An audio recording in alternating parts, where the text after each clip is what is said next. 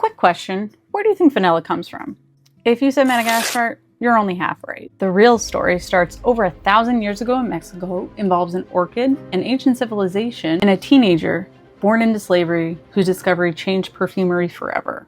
Welcome to 31 Days of Fragrance Origins. Every note has a birthplace, every ingredient has a history, and every perfume has a story. Today, we'll start with vanilla. Vanilla is native to Mexico, where it was cultivated by the Teutonic people, who were located in what is now modern-day Veracruz. What is vanilla exactly? So vanilla itself is the dried seed pods that come from a perennial vine of the vanilla plant, which is a type of orchid.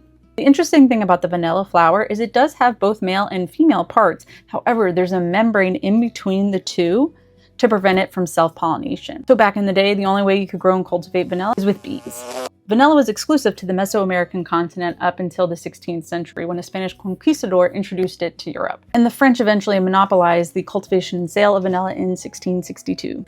Mexico was the only producer of vanilla up until a teenager by the name of Edmund Albius discovered how to hand pollinate the vanilla flower. Edmund was born into slavery in 1829 on the French colonized island of Bourbon, now known as Reunion, off the coast of Madagascar. And yes, if you're wondering, that is where the name bourbon vanilla comes from. But let's get back to Edmund. In 1841, Edmund discovered a hand pollination technique that was so successful, it made large-scale vanilla cultivation possible. By the late 19th century, Reunion had overtaken Mexico as the primary producer of vanilla. So how do we get the beans to the perfume bottle? The dried pods are soaked in an alcohol solvent to create a water-soluble extract.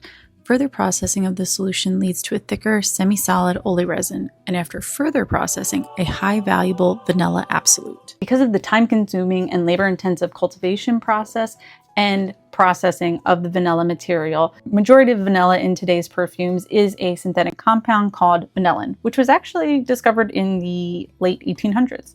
Thanks for tuning in, and next time you smell vanilla, now you'll know the story behind it. Follow along and check back tomorrow for our next installment.